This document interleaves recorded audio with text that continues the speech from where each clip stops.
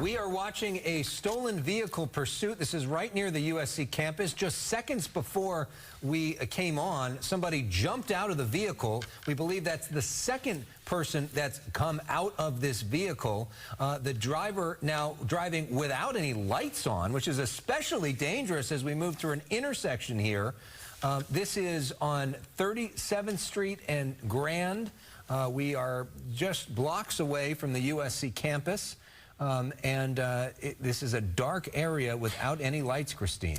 We saw this vehicle roaring down the freeway, a dangerous pursuit as they went on the shoulder of the freeway there. Now here on these surface streets, we talk about, is it more dangerous on the freeway or surface streets? Well, it depends on the time of day, but you're noting here, Alex, how dark these streets are here.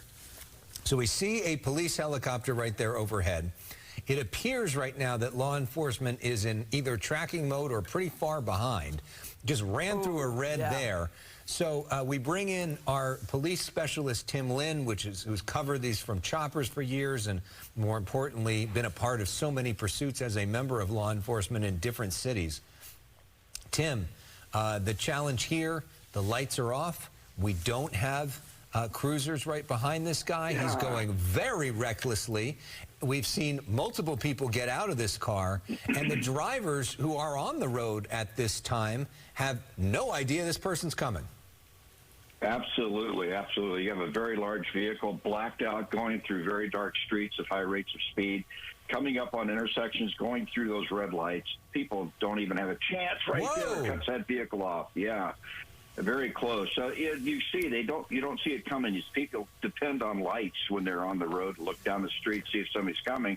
But in this case, you have this large Cadillac SUV coming at you at a high rate of speed. You don't even see it coming. But yeah, this pursuit's been winding around the area up the 110, and then it got off the 110, went off at 3rd Street, made a U-turn going through that intersection, not even slowing.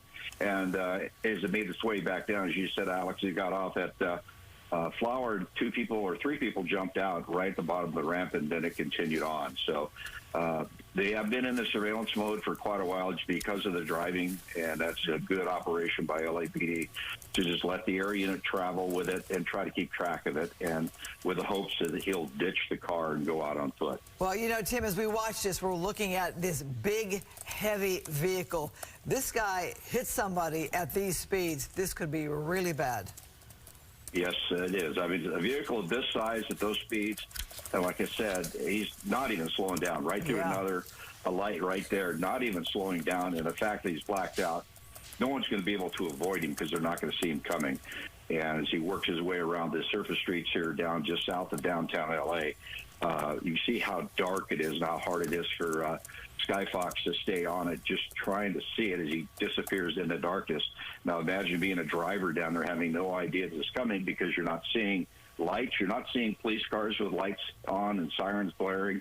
You just have this vehicle racing along at a very high rate of speed. So LAPD is going to have to do their best here to try to get it. Yep, looks to come to a stop. Oh, yeah, and you've also, somebody else going to jump out. So they're going to run. Is that the driver that's now giving up? So it looks like it is. Does that look like a woman, getting out of this Cadillac? Hard to tell. And this person, are they giving up? Are they going to try to get into somebody else's car? We don't see law enforcement around. It's an interesting choice to get up when they're not. Oh, look at that. They don't have cars right there. Is that somebody they know? Okay, so they're going on the ground. You wonder, Tim, would the helicopter be shouting commands from the helicopter? You can. There is a PA system on the helicopter that the tactical flight officer can use to tell a person to stop walking, lay down, and that sort. But you see a spotlight there from a unit. So this person, just from my watching this and my years of experience doing this, was going to give up. It was on the phone when they got out and then stood there. And then as soon as the first unit arrived on seeing that first spotlight hit him, immediately went down to the ground. So what was so bizarre, Tim, was that car there to the right of this suspect. You saw a person, a passenger perhaps, standing out on the side of the street there.